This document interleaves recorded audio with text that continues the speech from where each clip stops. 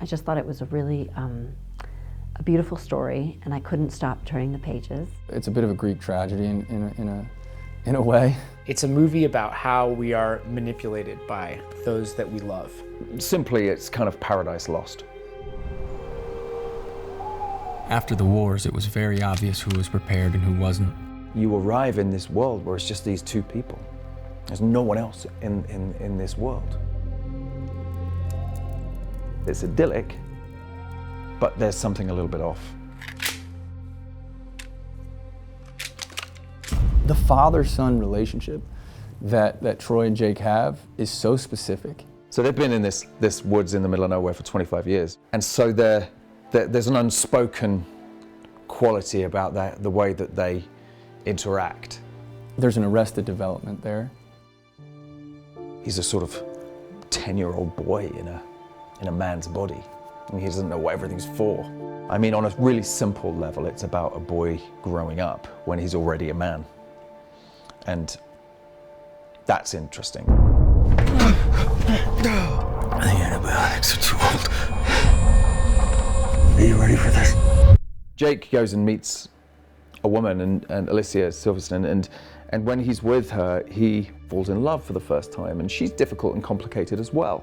Jake comes along and he says everything that she's ever wanted to hear.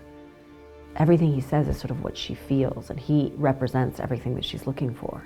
It's like being alive. She just gets swept up with it, and I thought that was really interesting. Working with Alicia has been, like I said, just a dream come true. The holding the knife to me scene, I thought was fun. You're not a killer, are you? Granted, he was completely naked, but that's not why it was fun for me. There's really no way to prepare for a nude scene. I've learned that. But yeah, you just kind of, I think for me, you just kind of got to let it all go, block it out of your mind, apologize to the crew, and you move on. Drew Van Acker, he's such a surprise. He's so dropped into himself in a deep, beautiful, lovely way that it's really lovely to look at his eyes and be with him with this character. It's lovely.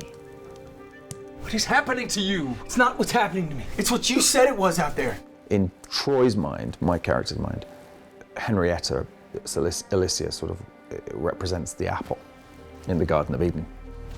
You decided to come back. I want the truth. In some ways, you'll side with Troy. In some ways, you side with Jake. And in some ways, you side with her. And there's multiple storytelling going on. She lied to me.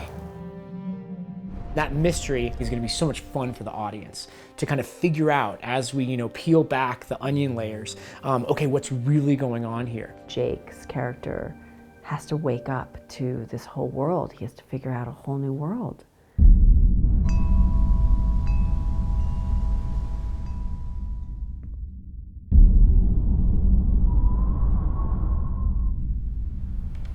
To believe something and believe in your family so much and then have to have that all come crashing down. I think it's going to pull on the heartstrings of a lot of people more than you'd think.